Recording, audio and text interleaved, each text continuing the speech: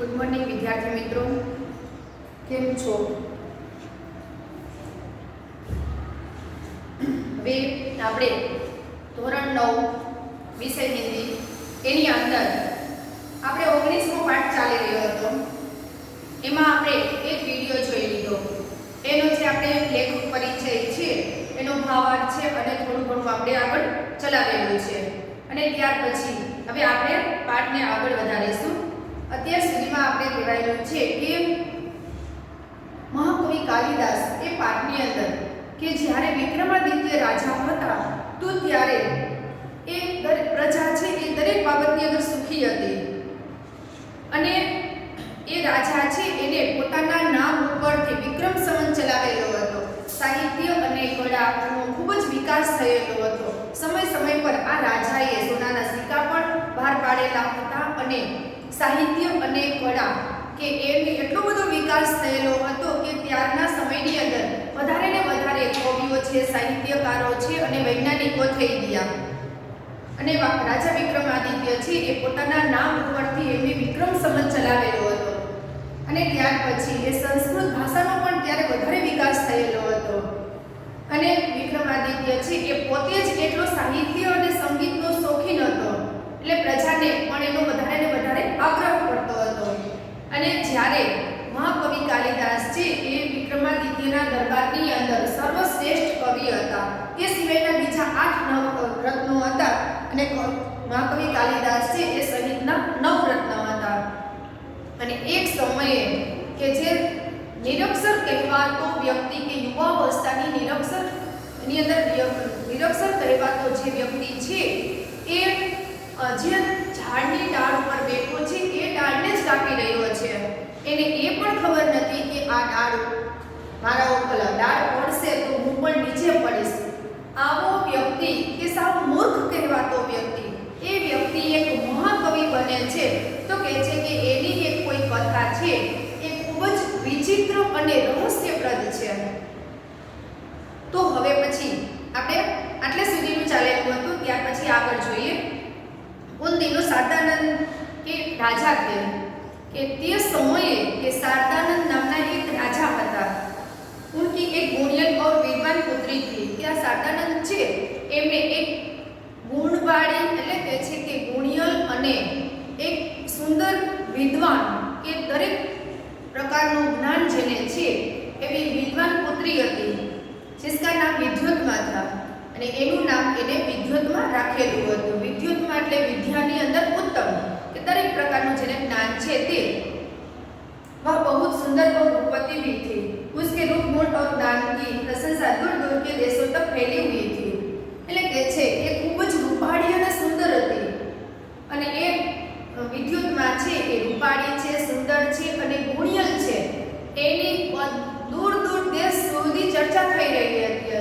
એટલે કે છે એની प्रशंसा છે એ ઘણા બધા દેશો સુધી ફેલાયેલી હતી. विद्यात्मा को अपने रूप गुण और ज्ञान का बड़ा घमंड था.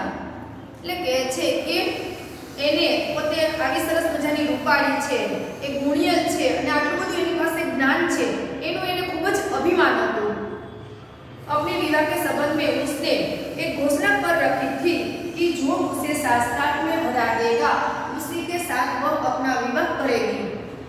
એટલે કહે છે કે પોતાના લગ્ન વિષયક એને એવી ઘોષણા કરેલી હતી કે જે વ્યક્તિ એને શાસ્ત્રાર્થની અંદર હરાવી દેશે એ વ્યક્તિ સાથે વિદ્યુતમાં લગ્ન કરશે. उसकी इस घोषणा की जानकारी जैसे जैसे पास पड़ोस के देशों तक पहुंचती गई वहाँ वहाँ के विद्वान पंडित उसे शास्त्रार्थ करने के लिए आने लगे. लेकिन विद्वान पंडितों को बड़ी ग्लानि का अनुभव हो रहा था और वे इसका बदला लेने का उपाय सोचने लगे. એટલે કહે છે કે જેમ જેમ બધાને ખબર પડતી જાય છે કે વિદ્યુતમાં છે એ આટલી બધી સરસ મજાની રૂપાળી અને ગુણિયલ છે તો એની સાથે લગ્ન કરવા માટે અને શાસ્ત્રાર્થ કરવા માટે દૂર દૂરથી દેશોથી અને એની આજુબાજુના જે દેશોથી એ બધા જ લોકો એની સાથે શાસ્ત્રાર્થ કરવા માટે આવે છે. અને વિદ્યુતમાં છે એની સાથે શાસ્ત્રાર્થ કરે છે પણ એની સામે કોઈ ટકી શકતું નથી. અને એટલે વિદ્યુતમાં છે એ બધાને નીચા ગણે છે. એટલે પંડિતો અને વિદ્વાનો છે એને ખૂબ જ દુઃખ લાગે છે, ગ્લાનિ એટલે દુઃખ।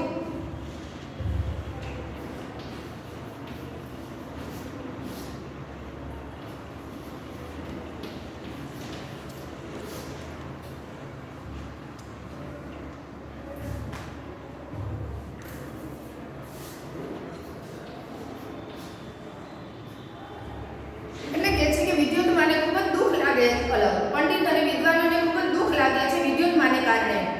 એટલે પંડિતો અને વિદ્વાનો છે એવું વિચારે છે કે આપણે આનો બદલો લેવો જોઈએ, એટલે એ બદલો લેવા માટે પોતે વિચારી રહ્યા છે।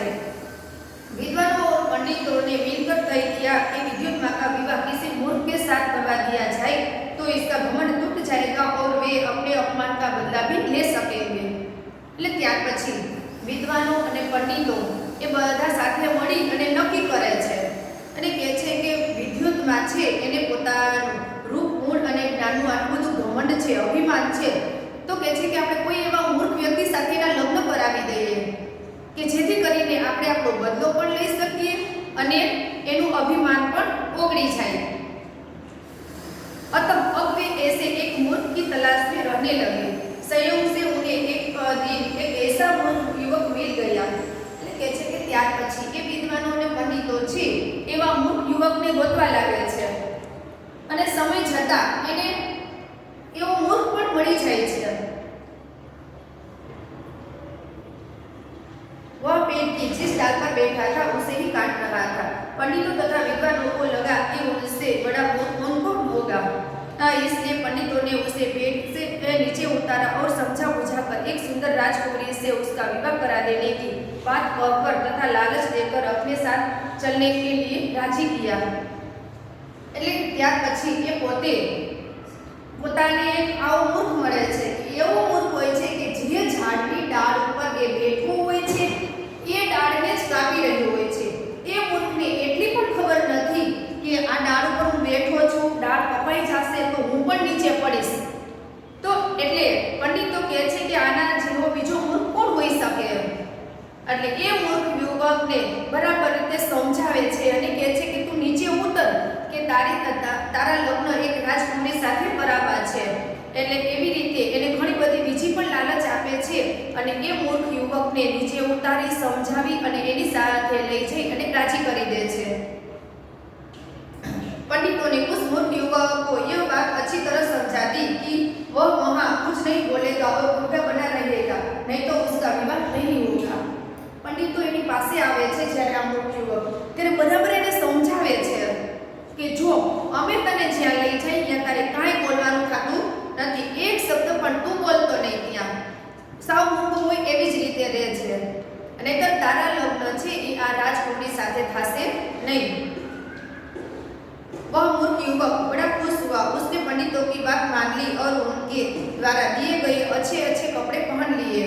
पंडित उसे विद्युत माँ के पास शास्त्रार्थ करने के लिए ले गए। અને ત્યાર પછી એ મૂર્ખ યુવક છે એ પોતે એ કેમ કરે છે અને ત્યાર પછી એને સરસ મજાના કપડાં પહેરાવે છે અને એકદમ રાજી કરી દે છે અને ત્યાર પછી એ પંડિતો છે એને શાસ્ત્રાર્થ કરવા માટે विद्युत माँ પાસે લઈ જાય છે।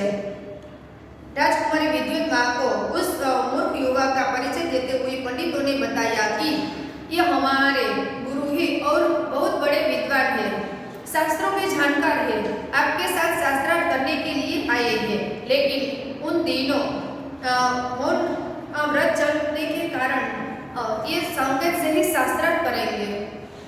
ने ત્યાર પછી એ પંડિતો છે એ આ મૂર્ખ યુવકને વિદ્યુતમાં પાસે લઈ જાય છે અને એનો પરિચય આપે છે કે આ વ્યક્તિ છે એ અમારા બહુ મોટા ગુરુ છે અને વિદ્વાન છે, શાસ્ત્રોના જાણકાર છે અને અત્યારે તમારી પાસે શાસ્ત્રાર્થ કરવા માટે આવેલા છે, પરંતુ અત્યારે એને મૌન વ્રત ચાલુ છે। એટલે મૌન વ્રત ચાલુ છે એના કારણે એ તમારી સાથે એ સંકેતથી કે ઈશારાથી જ તમને જવાબ આપશે।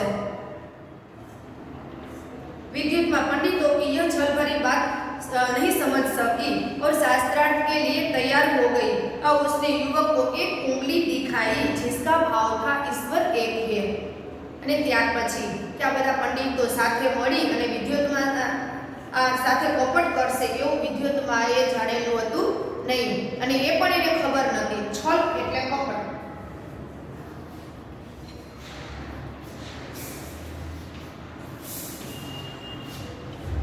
એટલે કહે છે કે આ પંડિતો છે એ મારી સાથે આવું કપટ કરશે એવું એને વિચાર્યું ન હતું. અને ત્યાર પછી વિદ્યુતમાં છે એ આ મૂર્ખ યુવક સાથે શાસ્ત્રાર્થ કરવા માટે તૈયાર થઈ જાય છે. અને ત્યાર પછી એ વિદ્યુતમાં છે એ એક પ્રશ્ન એને પૂછે છે કે એક આંગળી બતાવે છે. એટલે એક આંગળી બતાવવાનો વિદ્યુતમાંનો ભાવ એમ હતો કે ઈશ્વર એક જ છે. उस मूर्ख युवक ने समझा कि यह मेरे एक आंख खोल डालना चाहती है. उस मूर्ख ने समझा कि वह मेरे उसने 2 उंगलियां दिखाते हुए उसकी दोनों आंखें खोल डालने का संकेत किया. पंडितों ने इस संकेत का अर्थ विद्युतमा को बताते हुए कहा कि हमारे गुरु जी का कहना है कि ईश्वर और जीव 2 है. ने જ્યારે વિદ્યુતમાં એક આંગળી બતાવે છે તો ઓલો મૂર્ખ યુવક છે એ પોતાની રીતે વિચારે છે કે આ સામેવાળી વ્યક્તિ રહી એ મારી એક આંખ ફોડવાનું કહે છે. એટલે તરત જ એ વ્યક્તિ વિચારે છે કે જો તું મારી એક આંખ ફોડી નાખીશ ને તો હું તારી 2 આંખ ફોડી નાખીશ. એવી રીતે એ મૂર્ખ યુવક એની સામે 2 આંગળી બતાવે છે. એટલે પંડિતો છે એનો સૌડો અર્થ લઈ અને વિદ્યુતમાને એ સમજાવે છે કે અમારા ગુરુજીનું કહેવું એવું થાય છે કે ઈશ્વર અને જીવ 2 છે. એટલે વિદ્યુતમાં એનો પ્રશ્ન છે એનો જવાબ સાચો માને છે. इस बार राजकुमारी विद्युतमा ने 5 उंगलियां दिखाकर 5 तत्वों का संकेत किया. उस मूर्ख ने समझा कि वह मेरे मुंह पर तमाचा मारने का संकेत कर रही है. उसने मुट्ठी बांधकर तमाचे का जवाब गुस्से से देने का संकेत किया. पंडितों ने इस बार भी विद्युतमा को इस संकेत का अर्थ बताते हुए कहा कि आपने 5 उंगलियां से 5 तत्वों का संकेत किया था, लेकिन हमारे गुरु जी का कहना है कि 5 तत्वों के मिलने से ही सृष्टि का निर्माण होता है, अलग अलग रहने से नहीं. એટલે કહે છે કે જ્યારે વિદ્યુતમાં એ બીજો પ્રશ્ન એને પૂછે છે કે આવી રીતે એ પોતેને બતાવે છે પોતાના હાથનો પંજો. વિદ્યુતમાંનો કહેવાનો ભાવ કેમ હોય છે કે સૃષ્ટિની અંદર 5 તત્વો છે. એટલે એ મૂર્ખ યુવક છે એ પોતે કેવું વિચારે છે કે આ વ્યક્તિ છે એ મારા ગાલ ઉપર તમાચો મારવાનું કહે છે. એટલે તરત જ એ કહે છે એવું કહે છે કે જો તું મારા ગાલ ઉપર તમાચો મારીશ તો હું તારા ગાલ ઉપર ઢીકો મારીશ તને. એટલે પછી પંડિતો છે એ પણ એનો સૌરો અર્થ કરી અને કહે છે કે અમારા ગુરુજીનું કહેવું એવું થાય છે કે 5 તત્વોના મિલનથી જ સૃષ્ટિનું નિર્માણ થાય છે, અલગ અલગ રહેને સે નહીં. એટલે કહે છે કે જો 5 તત્વ છે એ અલગ અલગ હોય તો સૃષ્ટિનું નિર્માણ થાય નહીં. 5 તત્વોનું મિલન થાય ત્યારે જ આ સૃષ્ટિનું નિર્માણ થાય છે એવું પંડિતો એને બતાવે છે. इस तरह उपरोक्त शास्त्रार्थ में विद्युतमा ने उस मूर्ख युवक से अपनी हार मान ली और दोनों का विवाह धूमधाम से पंडितों ने करवा दिया. एक दिन की बात है, एक ऊंट की बोली सुनकर वह मूर्ख युवक अपना मौन भूलकर यकायक बोल उठा, ऊंट ऊंट. नहीं ત્યાર પછી એ પંડિતો છે એ વિદ્યુતમાના લગ્ન છે એ આ મૂર્ખ યુવક સાથે ધૂમધામથી કરાવી દે છે. અને ત્યાર પછી આ મૂર્ખ યુવક છે એ વિદ્યુતમાના મહેલે આવે છે અને એ પોતે જ્યારે થોડો સમય જાય છે તો પોતાનું મૌન વ્રત ભૂલી જાય છે અને બારીએથી બહાર જોવે છે તો ઊંટ જતા હોય છે અને બોલતા હોય છે તો એની ભાષામાં એ પોતે પણ બોલવા લાગે છે. उसको बोलते सुनकर विद्युतमा चौंक उठी. उसे पता चला कि उसका पति कोई विद्वान पंडित नहीं बल्कि एक बहुत बड़ा मूर्ख है. એટલે જ્યારે એ વ્યક્તિ છે એ આવી રીતે ઉઠ્ર બોલે છે તો એને અચાનક આવો સાંભળી અને વિદ્યુતમાં છે એ ચોંક ઉઠી એટલે આશ્ચર્યચકિત થઈ જાય છે. અને પછી એને ખબર પડે છે કે પોતાનો પતિ છે એ કોઈ મહાન વિદ્વાન નહીં પરંતુ બહુ મોટો એક મૂર્ખ છે. पंडितों की छल भरी बातों का अर्थ अब उसकी समझ में आ गया. ने ત્યાર પછી કે પંડિતોએ એની સાથે છળ કરેલું છે, કપટ કરેલું છે, એ હવે એને સમજાય છે। विद्युत माँ को बहुत मानसिक दुख पहुंचा और उसने अपने महल में कालिदास के प्रवेश पर रोक लगा दी और द्वार बंद कर लिए। એટલે કહે છે કે ત્યાર પછી વિદ્યુતમાં છે એ પોતે ખૂબ જ વિચારે છે, ખૂબ જ દુઃખી થાય છે અને કહે છે કે પંડિતોએ મારી જિંદગી સાથે બહુ ખિલવાડ કરેલો છે, બહુ મોટી રમત રમી ગયા છે। એટલે એને માનસિક રીતે ખૂબ જ દુઃખ લાગે છે અને આ મૂર્ખ યુવક છે એને પોતાના મહેલમાંથી કાઢી મૂકે છે અને દરવાજો એના માટે કાઢને માટે બંધ કરી દે છે। कठोर उपासना से उसे माँ काली का वरदान प्राप्त हुआ और उसे कालिका दास होने के कारण कालिदास नाम प्राप्त हुआ। शीघ्र ही कालिदास सारी विद्याओं को सीखकर प्रवीण हो गए। અને ત્યાર પછી એ ત્યાંથી જાય છે આ મૂર્ખ યુવક અને ત્યાં પંડિતો પાસે જાય છે। એટલે પંડિતો એને મહાકાલીની ઉપાસના કરવાનું કહે છે। એટલે આ મૂર્ખ યુવક છે એ મહાકાલીના ચરણોમાં રહી અને એની ખૂબ જ ઉપાસના કરે છે, તપસ્યા કરે છે અને ત્યાર પછી દરેક પ્રકારનું એ પોતે જ્ઞાન મેળવે છે અને જ્ઞાન મેળવી અને એ પોતે પ્રવીણ બને છે, એટલે કુશળ બને છે અને મા કાલીના ચરણોમાં રહી અને એ પોતે આવી રીતે બધું જ્ઞાન મેળવે છે। એટલે એને કાલિદાસ, કાલીનો દાસ એટલે કાલિદાસ એવું નામ એને આપવામાં આવે છે। शीघ्र ही कालिदास सारी विद्याओं को सीखकर प्रवीण हो गए। राजनीति, धर्मशास्त्र और साहित्य का अच्छा ज्ञान प्राप्त कर वह फिर से विद्युत माँ के पास लौटे। અને કાલિદાસ છે એ મહાકાલીના ચરણોમાં રહી અને રાજનીતિ શાસ્ત્ર છે, ધર્મશાસ્ત્ર છે, સાહિત્ય છે, આવી રીતે દરેક પ્રકારનું જ્ઞાન મેળવી અને પાછો એ હવે મહાન પંડિત બની ગયો છે। એટલે પાછો એ પોતે વિદ્યુતમાના દરવાજા ઉપર જાય છે। द्वार तब भी बंद था। कवि ने अपने विद्वान होने के प्रमाण स्वरूप संस्कृत में द्वार खोलने के लिए विद्युत माँ से प्रार्थना की અને હજી અત્યારે જાય છે તો હજી પણ એનો દરવાજો બંધ જ હોય છે। એટલે આ પોતે વિદ્વાન બનીને આવ્યો છે એનું પ્રમાણ આપવા માટે એ વિદ્યુત માને સંસ્કૃતમાં એ પોતે દ્વાર ખોલવાનું કહે છે। અનાવૃત કપાટ દ્વાર દેહી એટલે કહે છે કે અનાવૃત કે બંધ દરવાજો હવે તમે ખોલો। अंदर से पत्नी विद्युत माँ ने पूछा अस्ति कश्चित वाक् विशेष એટલે અંદરથી વિદ્યુત માં છે એ કહે છે કે આ વાણી કોની આવી રીતે વિશેષ છે, કે આવી રીતે વિશેષ વાણીનો ઉચ્ચાર કોણ કરી રહ્યું છે। इस पर महाकवि कालिदास ने क्रमशः कुमार संभव, मेघदूत और रघुवंश की रचना विद्युत माँ को सुनाई। ने ત્યાર પછી એ મહાકવિ કાલિદાસ છે એ દરવાજાની બહાર ઊભા રહી અને વિદ્યુતમાં અંદર ઊભી રહી અને એ પોતે એ કુમાર સંભવ છે, મેઘદૂત છે અને રઘુવંશનું જે કથા વસ્તુ છે એ દરવાજા ઉપર ઊભા રહી અને એને વિદ્યુત માને સંભળાવે છે। विद्युत माँ को जब उनके पंडित होने का विश्वास हो गया तो उसने द्वार खोलकर महाकवि का स्वागत किया। અને ત્યાર પછી આટલું બધું સરસ વાક્યોને સાંભળી અને વિદ્યુત માને હવે ખબર પડે છે કે પોતાનો પતિ છે એ વિદ્વાન પંડિત બનીને આવ્યો છે। એટલે પોતાનો દરવાજો ખોલે છે અને ત્યાર પછી એનું સ્વાગત કરે છે। कालिदास को हर क्षेत्र का गहरा अनुभव था। प्रकृति का जैसा वर्णन उनके साहित्य में मिलता है वैसा कहीं नहीं मिलता। उन्हें प्रकृति के बिना मनुष्य जीवन अधूरा दिखाई पड़ता है। એટલે કહે છે કે કાલિદાસે દરેક પ્રકારનું એને ઊંડાણપૂર્વકનું જ્ઞાન હતું, પ્રકૃતિનું પણ એમને ઊંડાણપૂર્વકનું જ્ઞાન હતું। પ્રકૃતિનું જેવું એને વર્ણન કરેલું છે એવું વર્ણન છે એ ક્યાંય જોવા મળતું નથી। અને કાલિદાસ પોતે જ કહે છે કે પ્રકૃતિ વગર મનુષ્ય જીવન છે એ સાવ અધૂરું છે। कालिदास की उपमाएं विश्व विख्यात है, उनकी कोई तुलना नहीं, उसका कोई जोड़ नहीं। એટલે કહે છે કે પ્રકૃતિનું વર્ણન કરવામાં કાલિદાસના સમોવડો કોઈ નથી અને એ કાલિદાસની જે ઉપમા આપેલી છે, જે ઉપમાઓ એને આપેલી છે એ ઉપમાઓ છે એ વિશ્વ વિખ્યાત છે। એની તુલના કોઈ કરી શકે એમ નથી, એની કોઈ સરખામણી, તુલના એટલે સરખામણી।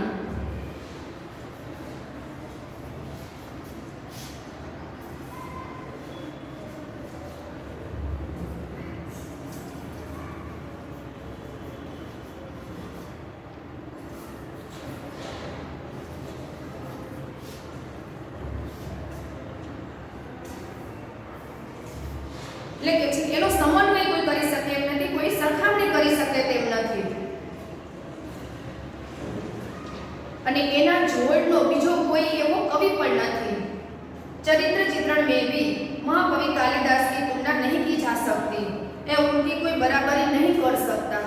એટલે કે છે કે જે પાત્રોનું એ પોતે ચરિત્ર ચિત્રણ કરે છે, જે જીવન ચરિત્ર લખે છે, એની સરખામણી પણ કોઈ કરી શકે તેમ નથી. उसके पात्रों का व्यक्तित्व अपना अपन लिए ही रहता है, हर बात बड़ी ही स्वाभाविकता से उपस्थित होती है. એટલે કે છે કે જે પાત્ર એમને પસંદ કરેલા છે એ પાત્ર છે એના મુખમાંથી આપોઆપ જે શબ્દ સરી પડે એવા એમને પાત્ર સિલેક્ટ કરેલા છે. અને એ પાત્ર છે એ પોતાનું જે પાત્ર છે એવું જ પાત્ર એ વર્ણવી શકે છે, એવા નાયક એને પસંદ કરેલા છે. कालिदास अपने काव्य तथा नाटक के द्वारा बार बार यही बताना चाहते हैं कि राजा प्रजा का शासक नहीं, उनका रक्षक और पिता है. कालिदास છે એ પોતાના કવિતાઓ અને નાટકોની અંદર વારંવાર બધાને સમજાવે છે કે રાજા છે એને પ્રજાના પાલન પોષણ કરવાનું હોય, કે પ્રજાનું એમને રક્ષણ કરવાનું હોય. એટલે એને એક પિતા બની અને પોતાની પ્રજા છે એનું પોષણ કરવાનું, એનું જતન કરવાનું હોય, નહીં કે એને એક શાસક બનીને રહેવાનું હોય.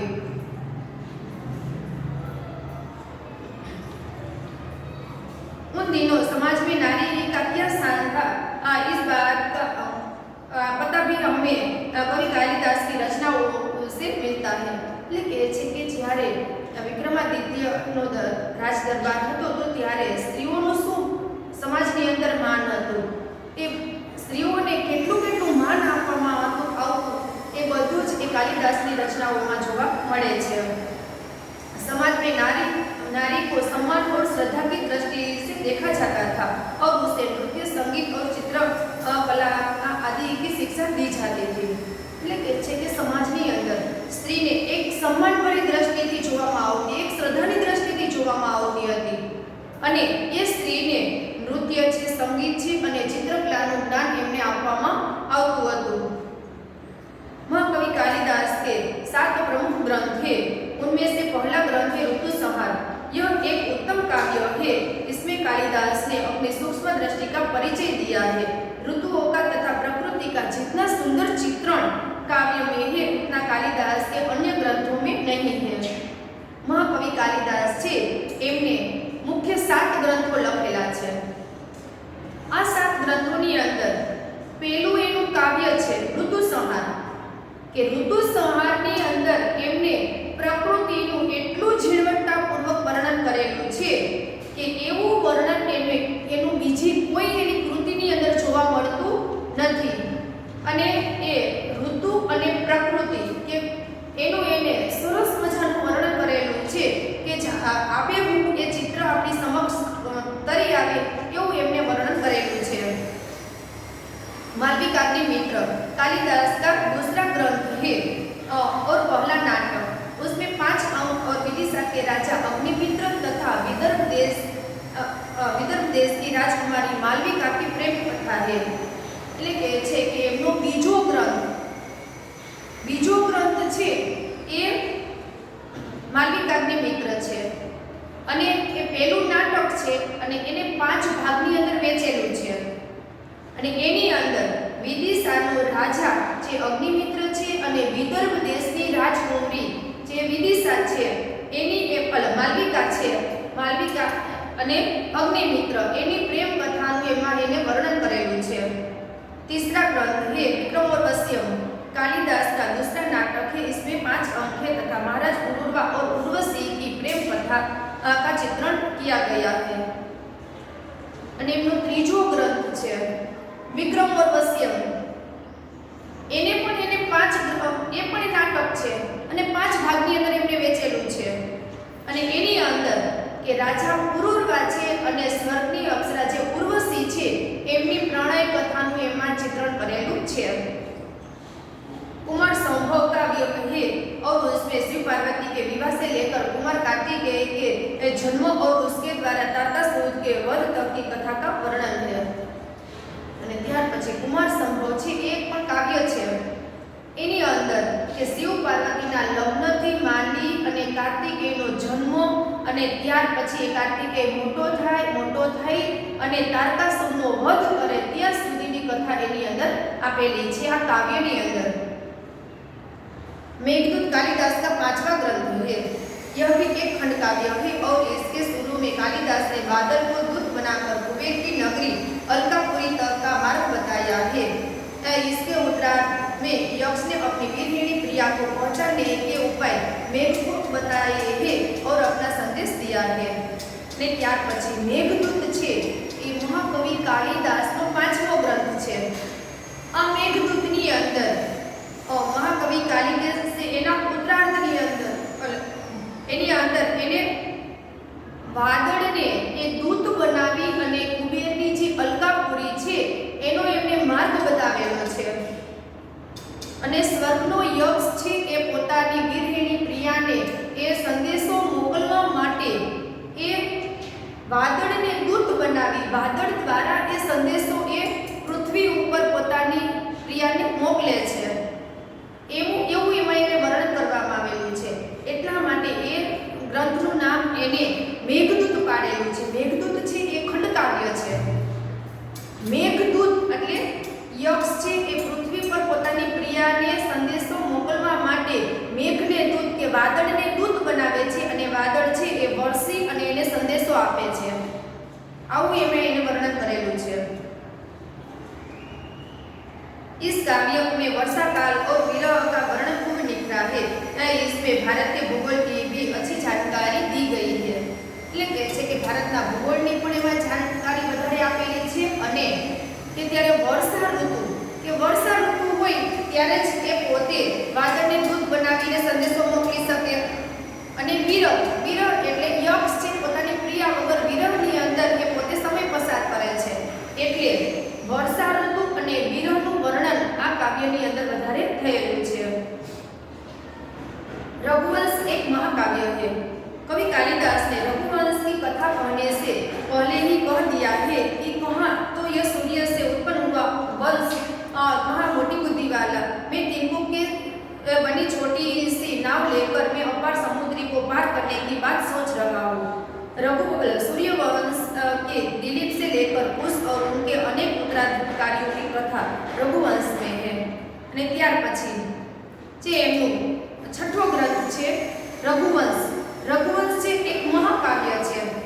રઘુવંશની અંદર રઘુવંશની રચના કરતા પહેલા જ મહાકવિ કાલિદાસે દરેકને સમજાવી દીધું હતું કે ક્યાં એ સૂર્યવંશની અંદર ઉત્પન્ન થયેલા મહાન તપસ્વી એવા ભગવાન શ્રી રામ કે સૌથી વધારે વિશેષ બુદ્ધિવાળા કે મોટી બુદ્ધિવાળા બુદ્ધિશાળી એવા ભગવાન શ્રી રામ અને ક્યાં હું એક સામાન્ય તુચ્છ વ્યક્તિ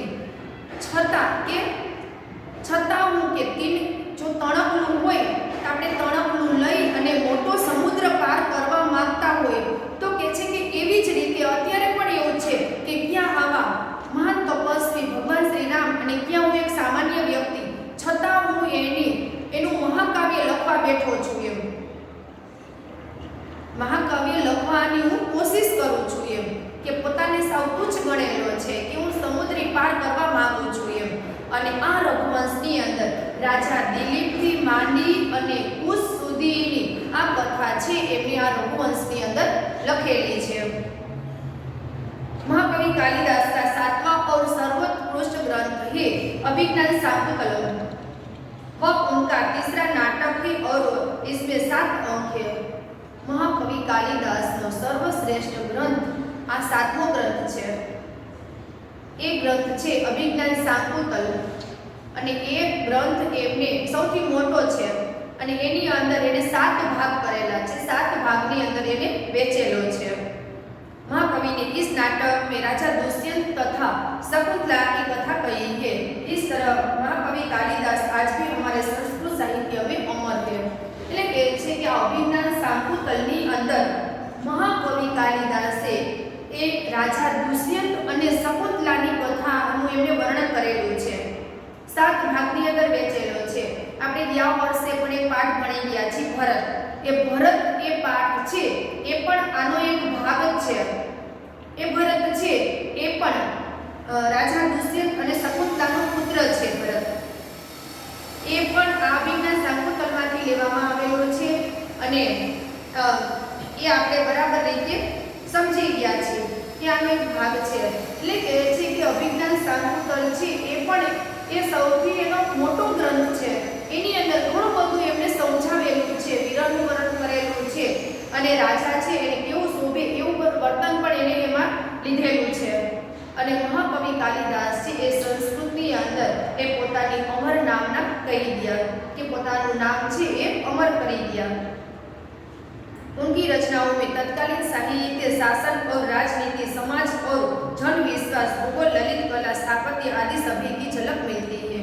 એટલે એ છે કે જે સમયે મહાકવિ કાલિદાસ થઈ ગયા તો કે છે કે એ સમયે કે તત્કાલીન કે ત્યારના કે સમાજની અંદર ત્યાંની રાજ્ય વ્યવસ્થા કેવી હતી, રાજનીતિ કેવી હતી, સમાજ કેવો હતો, સાહિત્ય, શાસન, જન વિશ્વાસ કે લોકોનો વિશ્વાસ કેવી રીતે જીતી શકવો અને ત્યારનો જે ભૂગોળ છે, લલિત કળાઓ છે, સાહિત્ય કળાઓ છે, આવી બધી કળાઓનો ત્યારે વિકાસ કેટલો બધો થયેલો હતો તો કહે છે કે એની બધી જ ઝલક છે એ આપણને આ પાઠની અંદરથી જોવા મળે છે.